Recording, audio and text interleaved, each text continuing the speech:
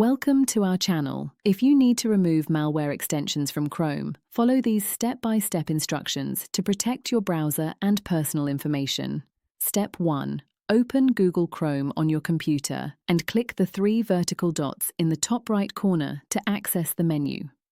Step 2. Select Extensions from the drop-down menu, then choose Manage Extensions. Step 3.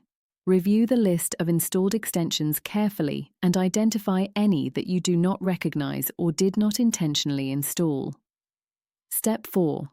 Look for extensions with suspicious names, poor reviews, or that request excessive permissions. Step 5. For any suspicious extension, click the Remove button to uninstall it immediately from your browser. Step 6. After removing suspicious extensions, click the Details button on remaining extensions to review their permissions and ensure they are legitimate.